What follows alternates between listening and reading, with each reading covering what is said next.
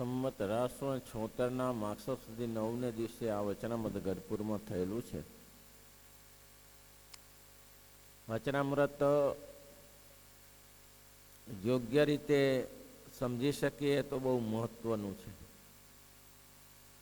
વિવેક વગર જીવનમાં કોઈ પણ કાર્યશક્તિ થઈ શકતી નથી. વિવેક હશે તો તમે પાર પડી શકશો. શ્રીજી મહારાજ બોલ્યા છે, આ સત્સંગમાં જે વિવેકી છે તે દિવસે દિવસે પોતાને વિશે અવગુણ દેખે છે. મોટા પુરુષને વિશે એને ગુણ દેખાય છે અને પોતાને વિશે અવગુણ દેખાય છે. કોઈ પણ વ્યક્તિને સામે એક આંગળી ચીંધીએ એટલે બીજી પોતાની 3 આંગળીઓ તમારા સામે છે. કોઈ વ્યક્તિને વિશે તમે દોષનું આરોપણ કરશો પણ તમારામાં દોષ કેટલા પડ્યા છે એનો જો વિવેક ન હોય તો મહારાજ એના માટે આ વચનામૃત કહ્યું છે. યોગ્ય સમયે યોગ્ય કાર્ય કરવામાં આવે તો એમાંથી ઘણું બધું કામ થઈ શકે છે. આપણે જાણીએ છીએ કે જીવા ખાચર હંમેશને માટે દાદાના વિરુદ્ધમાં રહ્યા અને ઘણીવાર સ્વામિનારાયણ ભગવાનની વાત હોય તો એ અંદર ડિસ્ટર્બ કરતા, આટખીલી રૂપ થતા. છતાં પણ એને સમય ઉપર વિવેક વાપરી લીધો. મહારાજની બીમારી હતી, ઠંડીની ઋતુ હતી અને ઠંડી બહુ પડતી. તેને મહારાજને વારઘડી જાદુ બાથરૂમ જવાનું થયું તો બહાર નીકળી શકાય એવું નહોતું. ત્યારે જીવા ખાચરે પોતાના ચૂલામાં ખાઈ કરી આપી કે મહારાજ અહીંયા બેસો. પણ મહારાજ કે આ ઘર છે ને મહારાજ, તમારાથી માટે કોઈ અધિક નથી. આ વિવેક અંત સમય કામ લાગી ગયો. પછી મહારાજને તાપણું કરવું હતું તો તાપણા માટે પોતે પોતાનો પલંગ ફાડીને તાપણું કરી આપ્યું. એમાંથી કામ થઈ ગયું. ત્રીજી બાબતમાં શ્રીજી મહારાજને શેરડી ખાતા ચપ્પુ લાગ્યો ત્યારે કપડું શોધવા જતા પોતાનું ન મળ્યું તો ફેંટો કાપીને તરત 300 રૂપિયાનો ફેંટો તોડીને એને થીગડી કરીને મહારાજને હાથે બાંધી. કાંઈ ગુણ કર્યા ન હતા. આખા દિવસ આપણે જાણીએ છીએ કે બોલવામાં બહુ સારા હતા, બોલતા બહુ સરસ, મહારાજને રાજી કરે, આ કરે તે કરે. પણ સમય આવે ત્યારે મીઠા બોલા અને મોહબ્બતી, પણ સમય આવે ત્યારે ઊંધું રહેતું હતું. છતાંય શ્રીજી મહારાજને જ્યારે અમલાબાઈ ને અમુરાબાઈ જ્યારે બોલાવવા માટે આવ્યા, મહારાજ પપ્પાનો દેહ છૂટતો નથી, ત્યારે શ્રીજી મહારાજ ગયા અને એને સામે જીવા ખાચરને સામે જોઈને કહ્યું, જીવા ખાચર, તમે જે જે જીવનમાં અમારા માટે સેવા કરી છે એને ધ્યાન રાખો, બીજું ભૂલી જાઓ. અત્યારે તો અમારી સ્મૃતિ રહેશે તો અમારા અક્ષરધામમાં જશો. અને ત્યારે એને ભગવાનની એ સેવા યાદ કરી તો કામ થઈ ગયું. આપણે મહાભારતમાં જોઈએ તો હંમેશને માટે ભગવાન શ્રી કૃષ્ણ પાંડવોના પક્ષના રહ્યા હતા, પણ કર્ણનું ગાતા હતા પાછા કે કર્ણ જેવો દાનેશ્વરી ન મળી શકે. પણ પક્ષ કોનો? પાંડવોનો. પણ મહારાજ કહેતા કે કર્ણ જેવો દાનેશ્વરી ન મળી શકે. તો પાંડવ યુધિષ્ઠિર રાજાએ કહ્યું કે મહારાજ એ તો આપણો વિરોધી છે, એની પ્રશંસા કરવાની આપણે તો જરૂર છે. મહારાજ કે તને ખબર ના પડે, એ પ્રશંસા પાત્ર છે રાજન. એમ તો ક્યાં વસ્તુથી તે એવી બની, ચોમાસાની ઋતુ હતી, ભગવાને જ આ માયાવી રૂપ સર્જ્યું હતું. ચોમાસાની ઋતુ હતી ને 500 પરમહંસો આવ્યા અને 500 પરમહંસે કહ્યું યુધિષ્ઠિર રાજાને, ઠંડી બહુ પડે છે વરસાદની, આપ દયા કરો, લાકડા થોડા સળગાવી આપો. 500 જણા છીએ તો લાકડાનો તાપ કરીએ. ત્યારે કહ્યું હા હા એમાં શું વાંધો. સેવકોને કહ્યું લાકડા લાવો ને સળગાવી આપો. લાકડા સળગે નહીં. ચોમાસાની ઋતુમાં ભેજાઈ ગયેલા લાકડા સળગી ન શક્યા અને ના તાપડું થઈ ન શક્યું. એને કહ્યું કે ઋષિઓ બીજું કંઈ માગવો તો માગો. તો કે માગવાની પ્રશ્ન જ ક્યાં રહે છે? આ ઠંડીમાં ઠરીએ છીએ તો લાકડા જ જોઈએ, અત્યારે બીજું શું જોઈએ? તો કે લાકડામાં તો એવું છે કે આ સારું કંઈ સળગતા નથી એટલે હું ક્યાંથી લાવું? કંઈ નહીં, કે આગળ જશું. કર્ણના દરબારમાં ગયા. ભગવાને કહ્યું યુધિષ્ઠિર ચાલો આપણે જઈએ. જોયું તો ખરા હવે ક્યાં જાય છે સાધુ પુરુષો. કર્ણને ત્યાં ગયા, કર્ણને આ જ વાત કરી. કર્ણે કીધું, મહાત્માઓ માગો માગો માગો, તમે જે કોઈ હું આપવા તૈયાર છું, મારું શરીર તમારા માટે કુરબાન. તો કે શરીરને અમારે સળગાવવું નથી, તો અમારે તો લાકડા જોઈએ છીએ. આ ઠંડી બહુ છે અને ઠંડીમાં અમને તાપ તપાવો તો શરીર સ્વસ્થ રહે, એટલી અમારે આ જ અમારી માંગણી છે, બીજી કોઈ માંગણી નથી. યુધિષ્ઠિર રાજા કે હમણાં વ્યવસ્થા કરી આપું. એ પણ વ્યવસ્થા કરવા તૈયાર થયા, પણ વ્યવસ્થા થઈ નહીં. અને તરત પોતાના કુટુંબને કહ્યું, ઘરથી બહાર નીકળો, આ બંગલો કરવાનો શું? આ જે માઢ બનાવ્યો છે એ સાધુ પુરુષના અર્થે કામ ન લાગે તો કરવાનું શું? અને એટલા ટાઈમ આખો બંગલો તોડી નાખ્યો અને એના લાકડા તળગા સળગાવ્યા અને સંતોને તપાવ્યા. ત્યારે ભગવાને કહ્યું, યુધિષ્ઠિર, આ તમારામાં નથી, આ વિવેક તમારામાં નથી. સમય સૂચકતા વાપરવી એ યુધિષ્ઠિર કર્ણને ખબર છે. એટલે આ જગતમાં વિવેકી માણસને હંમેશા પોતાના અવગુણો દેખાયા કરે અને સામેની વ્યક્તિનામાં ગુણ દેખાયા કરે. અને એ જ અને સાધુ પુરુષોને કઠણ વચન કહે તો દુઃખદાયક ન માને, એ પોતાનું હિત જ માને. એ મહારાજ કે વિવેક છે. વિવેક ઘણી જગ્યાએ કામ લાગે. વિવેક હશે તો ગમે તે પ્રગતિ કરી શકશો. વિવેક વગર પ્રગતિ નહીં થાય કોઈ દિવસે. રાજાનો કર્મચારી રાજાની સાથે ફરે, 15 વર્ષ સુધી ભેગો રહ્યો અને રાજાની હારોહાર બેસે, હારોહાર સેવા કરે. એક જગ્યાએ કંઈક રાજાનું ભોજન હશે, તો મોટા મોટા મહારથીઓ બધા જમવા બેઠેલા, એમાં રાજા પણ જમવા બેઠેલો. હવે સેવકોનો ગુણધર્મ છે કે સેવક એને પીરસીને જમાડે. હવે બધું દાળ ભાત શાક ભજીયા બધું જમાડતા એક ખાલી દાળનો છાંટો અકસ્માત ઉડીને પેલા રાજાના કપડામાં પડ્યો. એટલે રાજાએ વિચાર્યું કે આ મૂર્ખને ખબર પડે છે કે કોનો ઉપર દાળનો છાંટો નાખે છે. એટલે રાજા ખીજાઈ ગયો. રાજા ફાંસી ચડાવો, ફાંસીની સજા આપો આને. આને ફાંસીની સજાથી જ એક દાળના છાંટા માટે કપડું બગાડ્યું એમાં.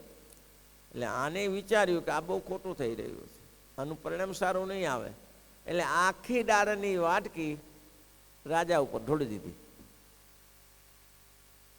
રાજાને એમ થયું કે આવું કેમ થયું? મેં એક છાંટાથી તો ફાંસીની સજા આપી, તો આખી દાળની વાટકી મારા ઉપર ઢોળી દીધી. એટલે એને બોલાવીને કહ્યું કે ફાંસીની સજા આપતા પહેલા હું તને પૂછ્યોનો જવાબ આપતો. બોલો મહારાજા, એક છાંટા માટે તને ફાંસીની સજા આપી, તો આખી દાળની વાટકી કેમ ઢોળી દીધી? મહારાજા, હવે આગળ બીજી કોઈ સજા હતી જ નહીં, આગળ કોઈ સજા છે જ નહીં. ફાંસીની સજા લાસ્ટ સજા છે, એ તમે આપવાના જ છો. પણ અંદાતા 15 વર્ષ તમારી સાથે રહ્યો છું, તમારું અનાજ ખાધું છે, એક દાળના છાંટા માટે તમે મને ફાંસીએ ચડાવી દો તો જગતમાં તમારી આબરૂ જાય, તમારી નિંદા ટીકા થાય અને લોકો કહેશે કે આવો મૂર્ખ રાજા કયો હતો કે એક છાંટો ભૂલથી ઉડી ગયો એના માટે ફાંસીએ ચડાવી દીધો. પણ હવે તમારે કલંક નહીં લાગે. અત્યાર સુધી તમારા ઉપર કલંક આવતું હતું અને હવે મારા ઉપર કલંક આવશે કે રાજા ઉપર જે દાળની વાટકો ઢોળે એની તો આવી જ ગતિ થાય ને. મહારાજા, તમારી આબરૂ અકબંધ રહે એ હું ઈચ્છું છું. તમારી આબરૂ ખલાસ ન થવી જોઈએ, કારણ કે 15 વર્ષ સુધી તમે મને તમારી પાસે રાખ્યો છે અને તમારી મને સેવા આપી છે, અને હવે હું નિમકલમ ન થાઉં. છેલ્લે રાજા ખુશ થઈ ગયો. આવા કર્મચારીઓને ફાંસીએ ચડાવાય કે આને તો પૂજા કરાય? એને કીધું કોઈ તારે ફાંસીની જરૂર નથી, બચી ગયો. કેમ? તો કે રાજાને વિશે વિવેક એને આવડ્યો કે વિવેકથી કામ કર્યું. બીજો એક કર્મચારી હતો, રાજાનો સેવક હતો, એ રાજાની સાથે જ રહે, રાજાને જમાડે, બેસાડે, ઉઠાડે, કપડાં સફાઈ કરી આપે, વાસુદું કરી આપે, બધું જ કરી આપે. રાજા જ્યારે સૂતા હોય ત્યારે પંખો નાખે. એક ફરા રાજા જમી કરીને સૂઈ ગયા, ઓલો પંખો નાખતો હતો, એક માખ વાર ઘડી આવીને બેસે. અને માખનો ગુણધર્મ છે, તમે ઉડાડશો એટલે ત્યાં જ બેસે, ઉડાડશો એટલે ત્યાં જ બેસે. હવે ભલે ક્યાંય કંઈ ખાવાનું છે તે માખનો ગુણધર્મ છે ભાઈ, એને ઉડાડો એટલે ત્યાં ને ત્યાં બેસે, ઉડાડો એટલે ત્યાં ને ત્યાં બેસે. પેલો કંટાળ્યો, કેટલી વાર ઉડાડે? તો કચરો સાફ કરવાનો સાવણો લેતો આવ્યો. એ મારે બોલે આમ ને આમ તો ક્યાં સુધી તારે? એ બે કચરો સાફ કરવાનો સાવણો 2 વાર મહારાજાના મોઢા પર ફટકાર્યો ને, તે રાજા જાગી ગયો. શું થયું? તો કે કંઈ નહીં મહારાજા, માખ. શું માખ? લ્યો મહારાજા, માખ શું માખ? કે આ સાવેણો કચરો ગંદો, તો એ માખ જતી નથી. અને રાજાએ પછી એનો વિવેક નહોતો તો એ ફાંસીની સજા થઈ, વિવેક વગરની. તો વિવેક મહારાજ કે જરૂરી છે, વિવેકથી જ આગળ વધી શકાય છે, બાકી વિવેક વગર આગળ ના વધી શકાય. એ એક મચ્છિયાઓના ફૈબાએ થોડો વિવેક વાપર્યો હતો કે પછી જોઈ જશે, અત્યારે આ મારે શા માટે કરવું જોઈએ, અત્યારે મારે આંટી મહારાજની સાથે શુક્રા લેવી જોઈએ. અને પછીથી પાછું મચ્છિયાઓના ફૈબાની આંટી પડી અને પછી એવું સંભળાયું નથી. ભગવાન તો બહુ દયાળુ છે, સ્વામિનારાયણ ભગવાન તો અતિ કરુણાનિધિ છે. ફૈબા એવી આંટી પાડી દીધી, એવી આંટી પાડી દીધી કે મર્યા સુધી શ્રીજી મહારાજને મળવા ગયા નહીં. ભગવાનને પુરુષોત્તમ નારાયણ જાણે, જે જોઈ તે અર્પણ કર્યું, કુરબાની કર્યું, પણ એવો કોઈ ઇતિહાસ નથી કે ફૈબા પછી શ્રીજી મહારાજને ગઢડે મળવા ગયો હોય ને માફી માગી હોય, એવો કોઈ ઇતિહાસ નથી. તો વિવેક કામ નંદુભાઈને ત્યાં, નંદુભાઈ ઉમરેઠવાળા, એને ત્યાં મહારાજ જમવા ગયા. જમવા તો ગયા પણ મહારાજે કંઈક કારણસર, નંદુભાઈ બહુ સરસ રસોઈ કરી હતી, એટલે 500 પરમંશો હતા. નંદુભાઈ કે અમારે જમવું નથી, અમારે બીજું કામ છે, આગળ વધવું છે. મહારાજ મેં બધી રસોઈ તૈયાર કરાવી છે, અમને ક્યાં પૂછ્યું હતું તમે રસોઈ તૈયાર કરવાનું? કારણ કે મુક્તાનંદ સ્વામીને એને કીધું હતું, મુક્તાનંદ સ્વામીને કે સ્વામી રસોઈ કરી દે, મહારાજ જમીને જશે. એટલે મુક્તાનંદ સ્વામી કે મહારાજ એટલા ક્યાં વહેલા ઉપડવાના હતા, ત્યારે જમીન જશે, વાંધો 8-9 વાગે પતી જાય બધું. હવે શ્રીજી મહારાજને ખબર નહીં શું થયું હતું, 5 વાગે તૈયાર થઈ ગયા. અને 5 વાગે કીધું સંતો ચાલો આપણે જવું છે બારગામ. હવે 5 વાગે તો રસોઈ તૈયાર થાય, બીજું બધું દાળ ભાત બાકી મિષ્ટાન થઈ ગયેલું. હવે તૈયાર થઈ ગયા, હવે કોને કેવું, હવે કોને કેવું? નંદુભાઈએ મુક્તાનંદ સ્વામીને કહ્યું સ્વામી શું કરીશું? સ્વામી કહે ધણીનો કોઈ ધણી નથી બાપા, રાજાનો કોઈ રાજા નથી. મહારાજ રવાના થઈ ગયા. શ્રીજી મહારાજ રવાના થયા અને હેરાન થયા પાછા. રસ્તામાં કાંઈ ખાવા ન મળ્યું અને રોટલા માગીને ખાધા અને ગઢપુર આવી ગયા. ત્યારે સ્વામીએ કીધું મહારાજ થોડું રોકાયા હાથ તો આ બધું આ નુલર ન થયું ને, વડતાલ નજીક હતું એટલે મહારાજ કે જે થયું ખરું. બીજે દિવસે નંદુભાઈ એ મિષ્ટાનનું ગાડું ભરી અને શ્રીજી મહારાજની પાસે આવ્યા. મહારાજને કે મહારાજ કાલે તો આપણે અકસ્માત આપણે જવાનું થયું અને અમારી સેવા લેખે ન લાગી, પણ હું આ બધી સેવા લેતો આવ્યો છું, એટલે આજે સંતોને પ્રેમથી જમાડજો. આજે કાલે તમારે જ્યારે રસોઈનું હોય ત્યારે જમાડજો. હવે કાલે અમથા ભાગી ગયા અને મહારાજે આજે એ જ મુક્તાનંદ સ્વામીને કહ્યું કે મુક્તાનંદ સ્વામી આજે ને આજે રસોઈ. તો કે મહારાજ આજે બીજાની, મહારાજ કે કાલે, બીજાનું કાલે, નંદુભાઈની રસોઈ આજે. તો સત્સંગમાં ફાવી ગયા. બોલો, ફાવી ગયા ને, દ્રઢ નિષ્ઠા હતી. હવે તો બસ વિવેક કામ કરે કે ભગવાન તો ભગવાન છે, હું ક્યાં ને ભગવાન છે. એ અલિયા ખાચરને થોડોક વિવેક હત તો કામ થઈ ગયું હોત, પણ છેલ્લે સુધી મુક્તાનંદ સ્વામી બહુ દયા કરીને અલિયા ખાચરને સમજાવવા ગયા કે આ જીવનું બગડી જશે. અને અલિયો ખાચર છે ત્યાં સુધી આવ્યા, અક્ષર ઓરડીનું હાંકડ પકડીને ઊભા, લકુચો પકડીને ઊભા રહ્યા, પણ અંદર આવ્યા નહીં ને. મહારાજે કપડું ખોલ્યું ને, મહારાજે મુક્તાનંદ સ્વામી કહ્યું મહારાજ અલિયો ખાચર આવ્યા છે. એટલે તરત જ મોઢું અધર ખોલ્યું, કપડું, મહારાજ કપડું હંમેશા કપડું મોઢું ઉપર રાખીને સૂતા, કપડું અધર કર્યું, અલિયો ખાચર અંદર ગયો નહીં, ઉમરો ન ટેક્યો. મહારાજ કપડું ઓઢી ગયા. અઠવાડિયામાં ભગવાને પંચભૂત શરીર છોડી આખી જિંદગી પસ્તાતો રહ્યો, પસ્તાતો રહ્યો. પ્રશ્ન ઉતરે ને હતો કે મહારાજ 75 પર્યાનો ઉદ્ધાર થાય, એ પ્રશ્ન મહારાજે સુરાખાતરને નામે ચડાવી દીધો સંતોએ. પરિણામ શું આવ્યું? આ વિવેક વગરનું. જેટલા પડ્યા છે વિવેક વગર પડ્યા છે. રવજી સુથાર અને ભજરાનંદ શું થયું? મહારાજે કહ્યું હતું કે ધ્યાન રાખજો, ઝીણા વસ્ત્ર ના પહેરતા, કોઈની તે રસોઈ ના લેતા, બહેનોની સભામાં વાતો ન કરતા. આ બધું ઘણું બધું ઉપદેશ કરેલો, પણ કંઈ વળ્યું નહીં, એમને નિષ્ફળ થઈ ગયા. આવ્યા પાછળ મહારાજે સુંદરજી કહ્યું કે મહારાજ તો એ ભગવાન રવજી ભગવાન થઈને પૂજાય છે કચ્છમાં કાળા તળાવ. મહારાજ કે એ હું ભગવાન થઈને પૂજાતું હશે? મહારાજે કોને કહ્યું? ભાઈ આત્માનંદ સ્વામીને કહ્યું કે સ્વામી જાઓ તમે અને એનું ભગવાન પણ નાખો એક બાજુ, પાડી દો નીચે, લાત મારી નીચે નાખો પલંગથી. સારું મહારાજ. એમ કરીને શ્રીજી મહારાજે આમ લાત મારી ઢોલિયાને. પછી ભાઈ આત્માનંદ સ્વામીને કહ્યું કે જાઓ તમે. તો ગોપાળાને કે હવે જવાની ક્યાં જરૂર છે? કે એમ તમે પાડી તો દીધો એને. મારે એમ થયું કે હા સ્વામી રહેવા દો. અહીં લાત મારીને ત્યાં નીચે પડ્યો, બોલો, પલંગ ઉપરથી. પણ શ્રીજી મહારાજના ચરિત્ર છે, લીલા છે, સમજી ન શકે. સમજી શકે તો કામ થઈ જાય. જો એ સમજી ગયો અને સાધુ થઈને આખી સેવા કરી, પણ જો સમજી ન શકાય તો તકલીફ થાય. ઘણા આવા આંટીમાં ને આંટીમાં ચાલ્યા ગયા, કંઈ ભલી વાર ના આવી. શેખજી હતા, આ બધા સમજી ગયા. શેખજીને મહારાજે શક્તિ આપી હતી, આ બધા સમજી ગયા. જેટલે મહારાજ કે વિવેક છે, એ વિવેક 9મો નિધિ છે. વિવેકનું ધ્યાન રહેવું જ જોઈએ.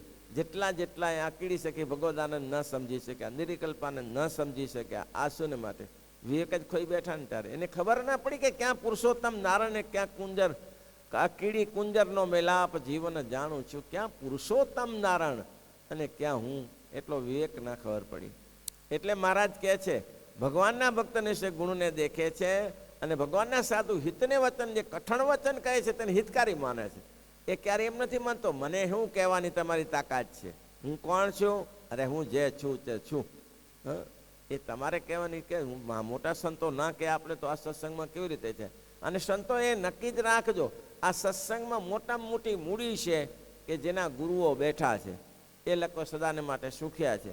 જેના ગુરુ નથી એનું આ સત્સંગમાં તમે જોજો, સત્સંગમાં હોય તો ગ્રસ્ત આશ્રમમાં જુઓ, જેના મા બાપ બેઠા હશે ને છોકરા બહુ વ્યવસ્થિત રહેશે, જો મા બાપ ધ્યાન રાખે તો. પણ જેના મા બાપ મરી ગયા હોય, છોકરા ઉદ્ધત થઈ જાય, એમાં વિવેક આવે જ નહીં. કોણ નાખે મીઠું, કોણ નાખે અંદર, છાંટો નાખે કોણ મીઠાનો? પણ મા બાપ વગરના છોકરાઓ કોઈ દિવસ પ્રગતિ ના કરી શકે, એ રખડતા જ થઈ ગયા હોય. અને મહારાજ કે પોતાની હિતકારી માને છે તો દુઃખ નથી લગાડતો. તે દિવસે જે સત્સંગની છે મોટપને પામે છે. અને જે અવિવેકી છે તે તો જેમ જેમ સત્સંગ કરે છે, સત્સંગની વાત સાંભળે છે, તેમ તેમ પોતાની વિશે ગુણ પરખે છે. હા, આપણે જેવો કોઈ નહીં, તારા જેવા ઘણા ખપાઈ ગયા. એને ખબર નહીં હોય કે આ સત્સંગમાં મોટા મેલીને રાજે મરી ગયા.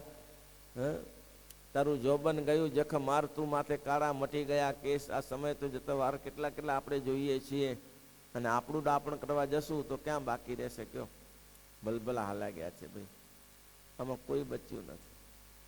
અને આપણે શું બચવાના? અને ભગવાન અને સંત તેને પોતાના દોષ દેખાડીને એની આગળ વાત કરે છે. તે વાતને માને કરીને અવડી લે છે. આ હું મને કહેતા હતા, આને શું ખબર પડે, એને ખબર નથી. ઘણા હરિભક્તો કહે છે આને ખબર નથી. શું કર્યું પેલા, શું નામ માંગરોળનું મેઘજીભાઈ કંદોયાએ શું કર્યું? મેઘજીભાઈ શું કર્યું? હું તો રામાનંદ સ્વામીનો શિષ્ય છું, રામાનંદ સ્વામીની સેવા કરી છે. અને તમને મારી તાકાતની ખબર ન હોય નીલકંઠજી, આજકાલ આવ્યા છો સહજાનંદ, આજકાલ આવ્યા છો, ખબર નહીં હોય નારાયણ મુનિ સાંભળો ત્યારે. આ ભાડાનો વટ તમને ખબર નહીં હોય.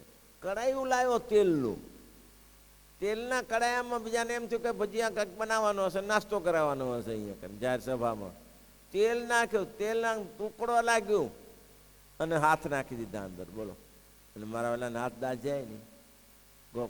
રામાનંદ સ્વામીની કૃપા હતી. આ હા હા લોકોએ થયા હાહાકાર કે આવા ઉકળતા તેલમાં હાથ નાખ્યા, દાજ્યા નહીં. સિદ્ધિ તો એની કામ શું આવી સિદ્ધિ? કયો મહારાજને કે હું કાં તો તમને ખબર 3 દિવસ સુધી બધાને ગામ જમાડ્યું, બધાને જમાડ્યા. સ્વામી નારાયણ મુનિના સાધુને કોઈ જમાડતા નહીં. અને પછી કે હું સમાધિ કરીને ભગવાનના ધામમાં 3જે દિવસ જઈશ. મહારાજે જાતો સહી, હું બેઠો છું ને, ત્રિશંકુના તારાની પેઠે વચમાં ન લટકાવું તો મને કહેજે. ત્રિશંકુના તારાની પીઠે લટકાવું. અને ભાઈ અનાહત હૃદયમાં પ્રાણ, બ્રહ્મમાંથી પ્રાણ ખેંચ્યા. અને મહારાજે જેમ ગળામાં, કંઠમય ચક્રમાં જેમ કોઈ સોપારીનો કટકો ચોંટી જાય એમ પ્રાણ ચોંટી ગયા. નથી તો ઉપર જતા કે નથી તો નીચે. નથી અંગિત કરે. આજુબાજુવાળા કીધું કે સ્વામિનારાયણને બોલાવું તો મરવા પડ્યો ત્યારે કે હવે બોલાવો. અને શ્રીજી મહારાજે લાકડીએ દડી, ઠેબુ ઉડાડીને પ્રાણ નીચે લાવ્યા. મહારાજ કે આપણે કઈ ધામમાં જવું નથી, આપણે ગામમાં બરોબર છે. આપણે ધામમાં જ્યાં સિવાય આપણે ગામમાં બરોબર છે. આ સત્સંગમાં પ્રવાહમાં રહો. અને પછી મેઘજીભાઈ જોડાણા. આવું જીવની અવડાઈ છે, અવડી લે છે. પોતાને કોઈ કહે છે તેને અવળું લે છે, અવગુણ લે છે. તો દિવસે દિવસે ઘટતો જાય છે અને સત્સંગમાં પ્રતિષ્ઠાહીન થઈ જાય. એની શું પ્રતિષ્ઠા? આ સત્સંગ, આ વચનામૃત એવું છે કે લોકોને આમ યાદ રાખવું જોઈએ. નાની મોટી ડાપણ તો બધાને ગમે છે. કોને નથી ગમતું? ડાપણ કોને નથી? સામે બોલવાનું કોને નથી ગમતું? ભલભલાને બોલે. સાસુ વહુના ઝઘડા આમ જ થાય છે, બાપ દીકરાના ઝઘડા આમ જ થાય છે, ગુરુ શિષ્યના ઝઘડા આમ જ વિવેક વગર જ થાય છે. એને ખબર નથી કે કેટલા દિવસો ગુરુઓ પસાર કર્યા છે, કેટલા વર્ષો પસાર કર્યા છે. અને મને તો કેટલા વર્ષ થયા છે હું આવ્યો ત્યારે. બાપને દીકરાને ખબર હોય કે મારા બાપે આ ઊભું કરતા કરતા કરતા દમ નીકળી ગયો હશે, તારે ઊભું કર્યું હશે, અને મારે આજે તારે તૈયાર ખાવાનું થાળી બેસી જવાનું અને સામે બોલવા જાય વેત બેસે. કેવી રીતે વેત બેસે? એ વિવેક વગરની વાત છે. મારે કે પ્રતિષ્ઠા માટે પોતાની વિશે જે ગુણનું માન તેનો ત્યાગ કરીને સુરવીર થઈને, આમાં સુરવીર થવાનું. સુરવીર શું થવાનું? આમાં સુરવીર અંતઃકરણની, મનની, ઇન્દ્રિયો અને અંતઃકરણની આગળ સુરવીર થવાનું. કે મૂર્ખ, તને ખબર નથી આને કેટલા દિવસો પસાર કર્યા છે, સત્સંગમાં શું શું કામ કર્યું છે. કાલનું હેડ્યું આવ્યું છો, આ સુરવીરપણું. કાલનું હેડ્યું આવ્યું છે અને દાપણ કરવા બેઠો છો, આ તારું દાપણનો દોડ મૂકે એક બાજુ અને એને શરણે જઈને રહે. અને એટલા જ માટે સુરવીર થઈને ભગવાન અને ભગવાનના સંતને વિશે વિશ્વાસ રાખે તો એનો અવિવેક ટળી જાય. ભગવાન અને ભગવાનના ભક્તને વિશે વિશ્વાસ રાખે, આજ મારા કલ્યાણના કરતા છે, સુખ ને દુઃખના કરતા આજ છે, તો મારે જ કેનો અવિવેક ટળી જાય, સત્સંગમાં બહુ મોટપને પામે છે. ઇતિ વચનામૃતમ શ્રીપતિમ શ્રીધરમ